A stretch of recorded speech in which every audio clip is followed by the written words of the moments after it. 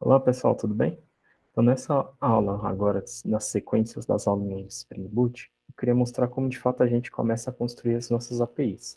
Então a gente vai seguir com aquele plano do início, de fazer um CRUD, por exemplo, de um usuário, tá? CRUD, só lembrando para quem aí está começando, seriam as operações de criação, né? O create, o update, o delete e a parte de consulta, né? E essas quatro operações, a gente consegue explorar praticamente os principais métodos operacionais do FTP. A gente vê como que a gente pode fazer uma consulta específica por ID, que a gente usa um param, uma consulta geral, usar os métodos put ali certinho com delete, o post, como que a gente faz, como que a gente deixa um nome raiz ali para todas as operações. Então, tudo isso vai estar detalhado agora. E aí a gente vai fazer um hands-on. Então, bora lá. Então, vamos lá, seguindo com a nossa aulinha aqui de criar as APIs. Isso aqui seria aquela aula inicial que a gente tinha só um controllerzinho de Hello World aqui, por exemplo, tá? Só um Hello. Então, para começar, antes da gente montar toda a estrutura, eu queria fazer só uma adaptação, de fato, aqui na nossa estrutura. Eu vou apagar essas classes aqui, eram só para teste mesmo, tá? Então, eu vou apagar elas. E eu vou fazer o quê? Vamos começar a trabalhar organizando, né, em packages, né, o nosso projetinho. Então, por exemplo, aqui tem uma recomendação, assim, tem várias formas de estruturar projeto. Eu sempre acho eu recomendo, né, eu acho interessante a estrutura que a gente pode colocar por feature, né, então eu tenho qual feature que eu estou desenvolvendo, e isso fica fácil. Ah, tem uma feature de usuários, aí tem uma feature de account, tem uma feature de product, de qualquer coisa. Tem estruturas de user case, tem a estrutura que agrupa controller, service, repository, aí coloca tudo dentro de cada pacotinho, é uma forma também. Aqui a gente vai seguir por feature, e por que eu acho que é interessante essa estrutura? É porque quando eu estou falando, por exemplo, de usuário, eu consigo procurar dentro desse package user, por exemplo, e ali vai ter tudo que eu preciso. Tá? Então, aqui está o hello, que é o raiz do projeto, mas imagina que eu tenho user. Se eu tivesse um outro, por exemplo,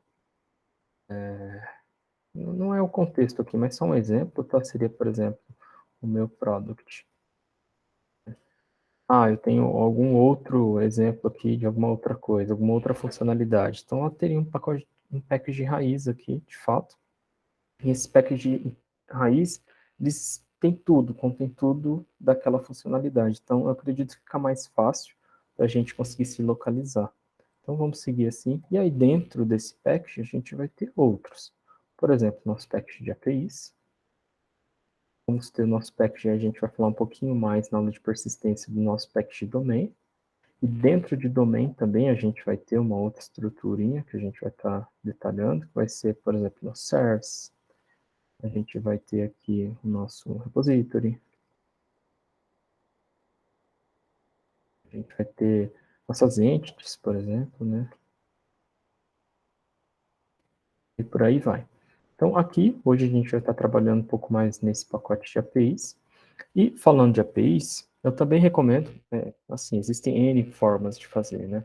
A gente criar dois principais arquivos, que são uma interface, que vai ter toda a definição. Isso faz sentido um pouquinho quando a gente fala um pouquinho de Swagger.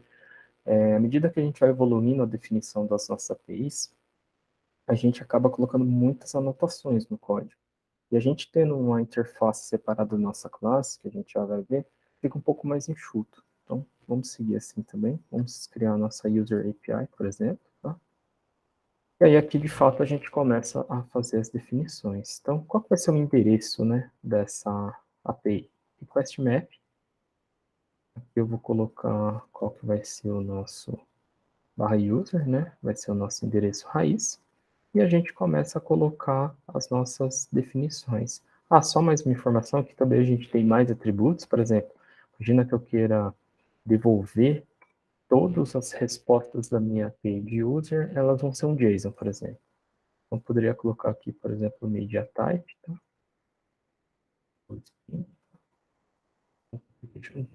Isso vai, tudo que tiver a nível aqui em cima da classe, da interface, ela representa para todo mundo, tá? Então, eu não precisaria estar escrevendo essas coisas repetidamente. E aqui a gente começa. Por exemplo, eu vou fazer a API de criação do usuário. Então, eu não preciso colocar um público aqui, porque estou numa interface, isso já subentende-se que é público. A gente começa com o nosso tipo de resposta, tá? A gente tem um responsiente, de como a gente viu ali na primeira aula. Eu vou devolver, por exemplo, o nosso user resource. Nosso método vai se chamar create, por exemplo, pode se chamar qualquer coisa. Eu também vou receber como argumento o próprio usuário, tá? Os dados do meu usuário. Nomenclatura de classe. Pessoal, aí existe uma variedade, tá? Então, eu vejo o pessoal usando GTO, só user. A única coisa que eu recomendo, de fato, é um recurso que eu estou recebendo, então, por isso eu vou seguir com essa nomenclatura. E super recomendo a quebra de responsabilidade. Uma classe que você está recebendo numa API, ela não ser a mesma classe de domínio, porque a gente separa as responsabilidades. E aí a gente faz o quê? Uma conversão da minha classe de no resource ali, o que está recebendo na minha camada de API, para a minha classe, né, a minha camada de domínio.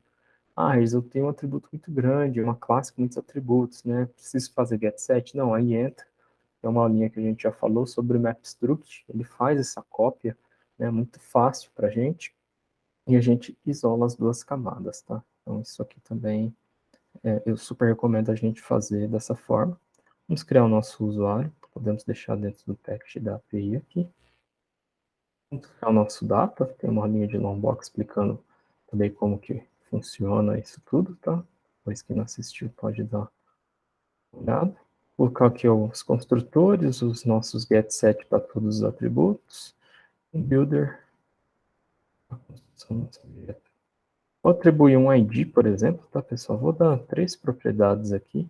Um ID, name, um e-mail. Depois a gente pode ir evoluindo isso. Voltamos à nossa definição. Eu preciso fazer o quê? Eu vou ter uma outra aulinha também que eu vou falar um pouquinho de alguns padrões, algumas boas práticas, de fato, de construção de API, né? Mas quando a gente está trabalhando com o modelo do REST, toda criação de recurso, a gente usa um post, tá? Então, a gente teria um post para criar um recurso. Esse post aqui, ele já está, né, de fato, na raiz do nosso usuário, então não preciso dar um nome para ele. Por quê? Quando eu receber, né, a minha API de usuários, receber o método post,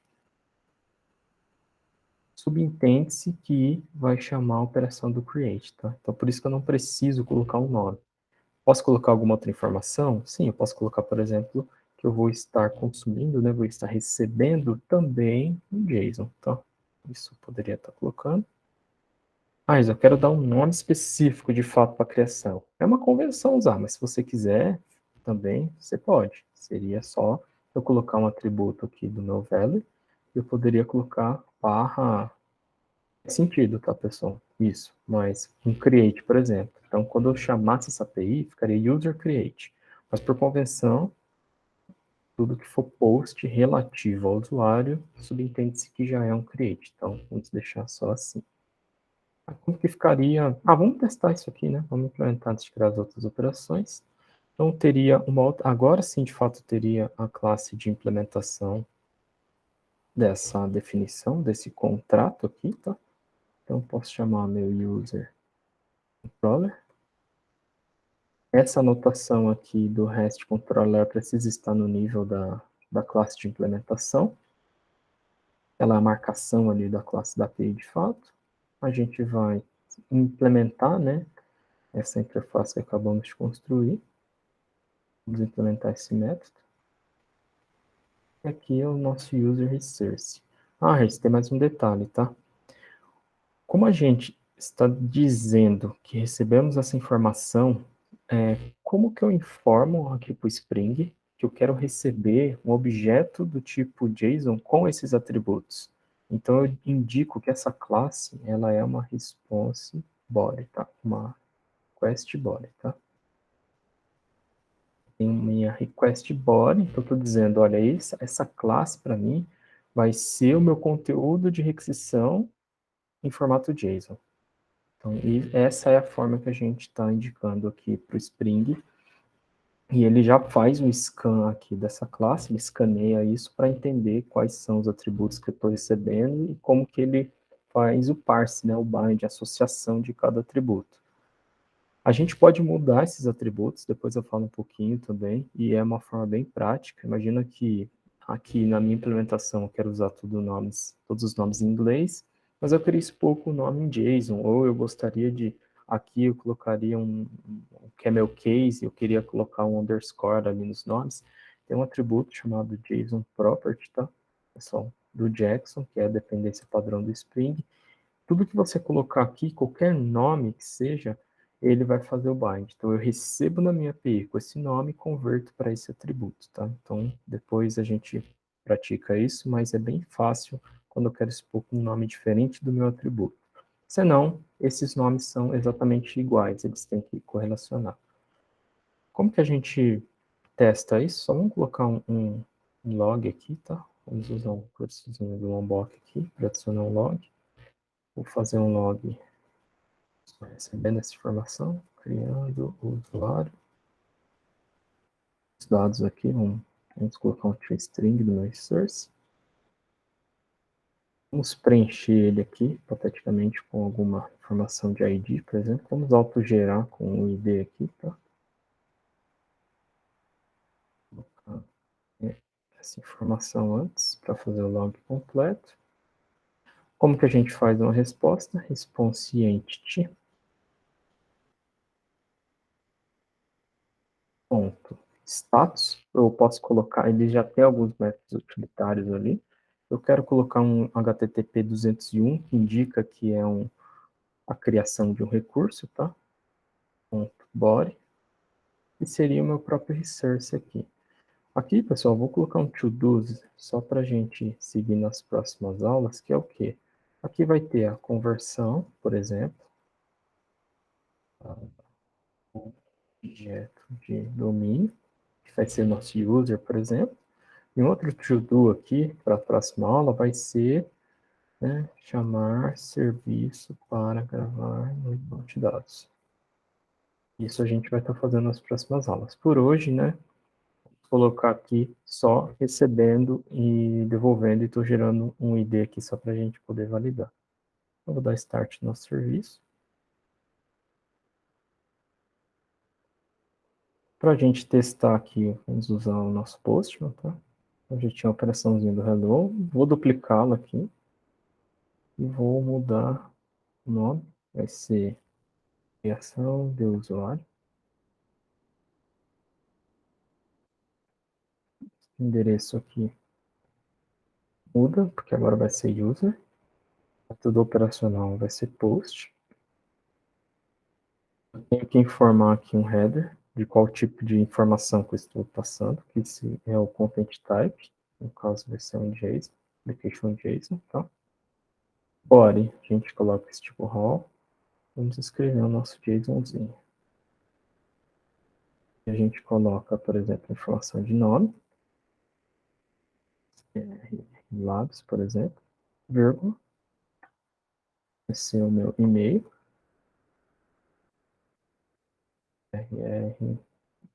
regis.rocha@rrlabs.dev.br. Ok, vamos fazer esse teste. Ah, Regis, imagina que eu tenho 15 campos aqui, eu preciso estar preenchendo tudo isso na mão, os nomes. É um pouco trabalhoso, mas a gente tem, depois a gente vai falar um pouquinho do OpenAPI, Swagger, como que a gente documenta, como que ele já autogera um JSON para mim poder testar e colocar aqui muito mais prático, tá? Então, é claro que é trabalhoso sim, mas existem formas melhores da gente documentar e ver quais são os campos obrigatórios, formato, tem toda uma aulinha de documentação de APIs bem bacana que eu vou fazer também nas próximas aulas aí, tá? Então aqui, ó, a gente fez um teste, retornou um 201 que foi o status do criado, e eu já preenchi, criado, né, criei o recurso, e eu já preenchi com o meu ID. Se eu olhar no login, ó, também já fiz um preenchimento aqui. Ah, show de bola, Regis, legal. O nosso post está funcionando. Como que eu faço a minha consulta? Aí a consulta, normalmente a gente sempre tem mais de um tipo de consulta, né? Eu tenho uma consulta que vai ser um search geral, eu tenho uma consulta por e-mail, né? Vamos ver aqui. Consultas, vamos fazer uma consulta por ID. O que é um método operacional que a gente usa para consulta? São GET, tá? Então eu posso fazer um GET. O que vai ser o ID dela aqui? Como o ID é uma variável que eu vou estar recebendo, e a gente chama de path_param, são parâmetros, são variáveis que ela é composta na URL, tá? Como funciona para mim adicionar uma variável na minha URL? Ou seja, vai ficar localhost 8080 e user, que é o nosso contexto do nosso serviço, e esse ID ele vai dinâmico, então vai ser 1, 2, 3, ou aquele UID, que é aquele ID maior, né? E isso é variável. Para indicar que é um parâmetro variável, a gente coloca entre chaves aqui, tá? E a gente coloca um nome, por exemplo, ID. A gente faz a mesma coisa. Response entity, user source, é o que eu vou retornar. ID, senão pode ser qualquer nome, tá, pessoal? Isso não interfere na API. Como que eu indico aqui, pessoal, para receber e associar esse ID com o parâmetro que eu vou estar colocando aqui? Então, eu preciso colocar uma indicação para Spring, final Spring associe, e eu vou estar recebendo um ID como variável. Então, é o path variable, e aqui eu indico esse nome. Aqui, pessoal, só tem uma informação. Quando eu coloco em get, map, input, map, qualquer um dos métodos operacionais, eu posso ter um path parâmetro, tá? Eu posso ter um parâmetro variável, tá? E nesta anotação eu sempre indico ele com chaves, tá? Mas aqui no path param não vai chaves, é só um nome, tá? Então aqui eu só preciso colocar um nome, colocar o string ID. Essa variável pode ser qualquer nome, isso aqui não importa, o que importa é a associação desse campo com esse, tá? E a gente volta para a nossa implementação, implementa esse método get. A gente vai fazer um log aqui, por exemplo.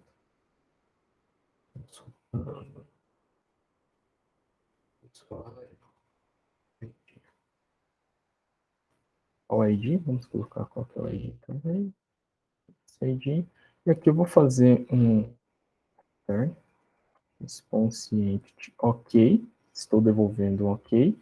Aí tem algumas variações, né, que não vai ser agora, quando a gente colocar na parte de persistência, que também varia, tá? Então, por exemplo, Regis, se o usuário não foi encontrado, a gente devolve 404. Na criação de um usuário, eu vou ter que fazer algumas validações. Imagina que ele não passa o nome seja uma informação obrigatória. Então, devolvo um 400 com a informação de que esse atributo não foi preenchido. Mas também tem outras formas práticas de validar isso, que já faz isso para a gente de forma bem automatizada. Vamos ter uma aulinha também para explicar como que a gente faz tudo isso, tá? Então aqui a princípio, só para a gente validar, eu vou devolver um OK, e vou construir aqui um user source, build. Vou colocar um ID qualquer, tá, pessoal? Claro que quando a gente tiver o nosso banco de dados, eu vou estar consultando isso no nosso banco. Aqui eu vou colocar um e-mail.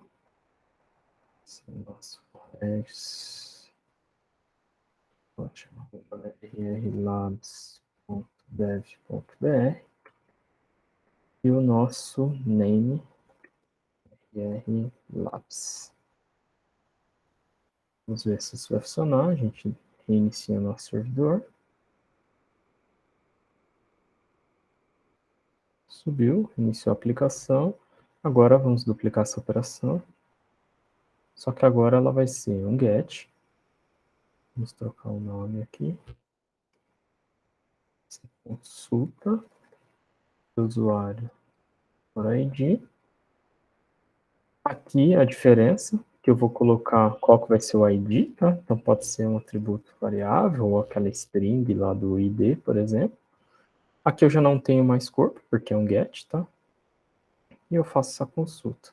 Ele já me retornou o nosso objeto aqui também. Se a gente olhar aqui, ó, também já fizemos essa consulta. Então, o nosso get seria isso. Regis, eu quero fazer uma consulta que seja por todos os campos do usuário. poderia criar um outro get aqui, por exemplo, com os parâmetros que eu queira receber, e aí, de fato, é onde que a gente teria um outro get. Então, por exemplo, eu quero fazer uma API get aqui, que eu quero filtrar, por exemplo, por nome e e-mail. Então, quero ter esses dois parâmetros. Então, a gente pode colocar esses dois parâmetros como request parameter, tá? Vai ser, vou até copiar essa operação. A diferença é que ele não tem mais esse ID, tá? E aqui a gente tem dois gets. A gente precisa. Aí, quando temos mais de um método operacional que são idênticos, que não é o nosso caso, a gente começa a colocar alguma coisa para distinguir entre um e outro. Então, por exemplo, se fossem iguais, a gente poderia colocar aqui um search, de fato, relativo ao nosso user. Então, aqui a gente poderia ter um search, por exemplo, tá? E aí a gente anota aqui como um request parameter. Tá? Aqui, pessoal, quando tem um request parameter aqui, eu também tenho o que? Normalmente são aqueles parâmetros, o primeiro parâmetro é sempre depois de uma interrogação, os demais são depois de um e-comercial, e eles têm um nome e um valor. Então, por exemplo, seria o nome name, tá? E esse não precisa estar aqui, tá, pessoal? É só mesmo, de fato, nesse contexto aqui. Name. O Spring ele ajuda a gente também. Se eu tiver muitos filtros, eu também posso fazer encapsular isso dentro de uma classe, tá? Ele também pode fazer isso para a gente. E eu vou ter o nosso e-mail, tá? Talvez se eu vim aqui na implementação, login, quando usuários por nome, a variável do login e e-mail.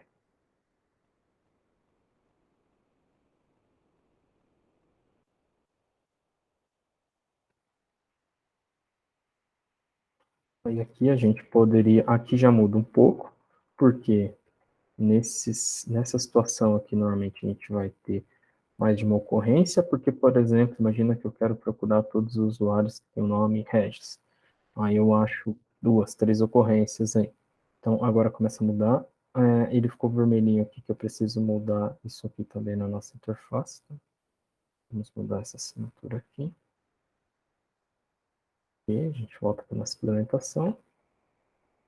E aqui a gente faria o quê? Aqui a gente faz a mesma coisa. Posso retornar um OK. Só que eu tenho que devolver uma lista, tá? Então, vou colocar aqui uma lista, por exemplo, de um usuário. Vou colocar esse usuário aqui. Posso colocar usuário, venceu, qualquer coisa aqui para o pessoal. Validar. Legal. Estamos desenvolvendo dois usuários fixos aqui, só para a gente fazer um teste. Vamos reiniciar a aplicação. E vamos fazer um testezinho aqui no nosso post. Então, agora aqui, deixa eu duplicar essa operação também. Ela também vai ser um get, vai ser o nosso search. A diferença é que aqui eu posso ter um name igual a, por exemplo, Regis, e comercial, que são todos os do segundo parâmetro em diante, e-mail igual a qualquer coisa aqui também, tá, pessoal? Só para fazer um teste. Faça essa consulta aqui. Ele já retornou para a gente os dois usuários aqui, tá? Então, essa é mais uma outra opção que a gente tem também de fazer consultas e receber parâmetros, tá? Regis, agora como que eu faria, por exemplo, a nossa atualização? A atualização, por padrão, a gente vai utilizar o método put, tá? Então, a gente tem o put map. Vou fazer uma atualização única com todos os atributos. E a atualização tem uma curiosidade também, pessoal. Tem duas formas da gente fazer a atualização. A mais comum é a put, mas existe a pet também. A pet é Qual a diferença entre um e outro? Put, normalmente, é quando a gente vai fazer uma atualização completa desse usuário, por exemplo. E a patch é quando a gente fosse atualizar uma informação ou outra, né? E tem até uma especificação que tem um detalhamento bem bacana da patch, como que a gente conseguiria fazer uma atualização efetiva, de fato, de um atributo ou outro ali dentro do meu domínio. Eu vou até fazer uma aula depois só para falar do patch, que tem mais conteúdos, tá? Ele é um pouco mais extenso. A princípio a gente segue o put, mas é bom saber que existem essas duas principais formas aí de fazer atualizações, tá? Então aqui também eu vou seguir muito parecido com o nosso post, tá? Só que esse nosso put, ele não tem nada também aqui, ele está relativo ao nosso usuário. Se tivéssemos duas operações de atualização de formas distintas, aqui não faz muito sentido, mas se tivéssemos, por exemplo, aí sim teríamos que distinguir, então por isso continua, só vamos dar uma para update. Vou estar recebendo o meu usuário inteiro também e devolvo quais são todas as atualizações dele. E aí, vamos implementar. E aqui, informação do create. Só, por exemplo, eles vão ser muito parecidos. Vou até tirar esse to do aqui vai servir para todos, tá, pessoal? A diferença é que aqui eu vou colocar um método ok, tá? 200. Atualizou com sucesso, retorno 200, tá? 201 é só quando de fato é uma criação. E atualizando o usuário. Fazer restart novamente. Toda atualização que a gente faz no restart. Existe uma lib, tá?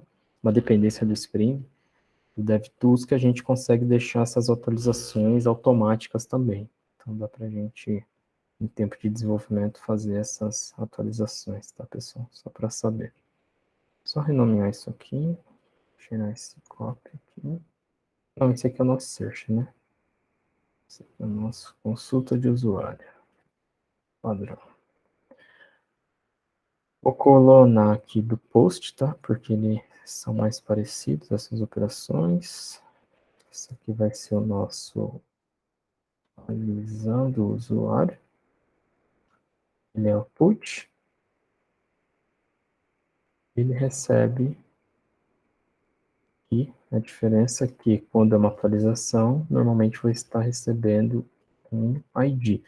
Quando é uma atualização, pessoal, eu posso colocar também um path Então, também cairia bem aqui para a gente se eu quisesse colocar um path aqui, por quê? Porque é um parâmetro obrigatório, né? Então, tudo que é path ele se torna obrigatório por padrão, ele faz parte do caminho. Cairia bem eu colocar um path aqui, tá? Também nesse update. É claro que aqui, né, no nosso exemplo, ele já tem um ID aqui dentro, eu poderia colocar uma validação aqui se esse ID foi preenchido ou não. Mas também é válido a gente colocar aqui, né, tudo que é obrigatório de fato, eu posso colocar. Claro que com muitas informações faz sentido, aí validamos mesmo, mas se for, por exemplo, uma identificação, eu poderia colocar ela no path aqui. Mas para efeito de exemplo, vamos deixar assim.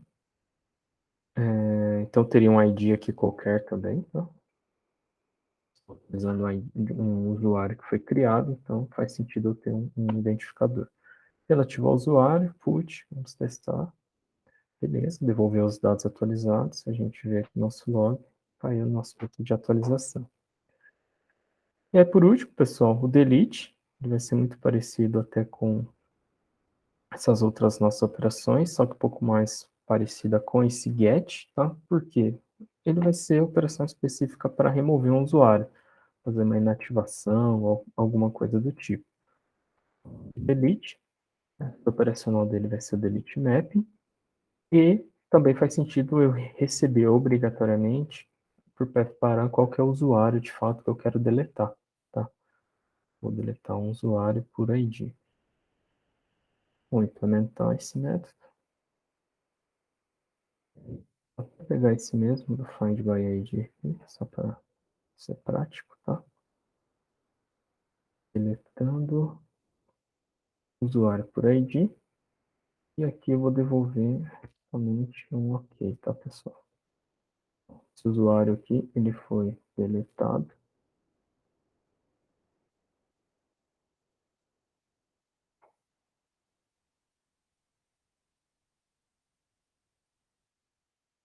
build, tá? Ok, build, construir minha resposta. Inicio.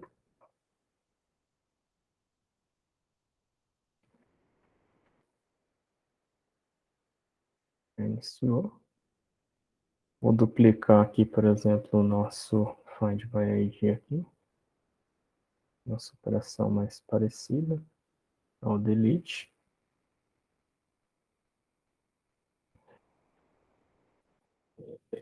Do usuário por aí. Só user barra o ID que eu estou deletando, por exemplo. Ele devolveu só um 200. Tem resposta. Paguei o usuário com sucesso. Tá?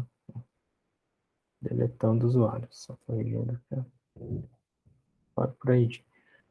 Pessoal, é isso. A criação das operações no Spring, as APIs, é muito simples, é bem prático, porque a gente não precisou adicionar dependência nenhuma, está tudo configurado, conversões de objetos também já está tudo prático. Por quê? Dentro de uma das dependências do Spring, ele também já tem embutido uma dependência do Jackson. Essa dependência ela já faz essa conversão de objetos para a gente em JSON, XML, é bem prático. A próxima aula a gente começa a falar um pouquinho mais de outros assuntos, que são fazer a documentação de fato da API, fazer as validações e a gente fazer a persistência, tá? Então, é isso aí, galera. Tchau.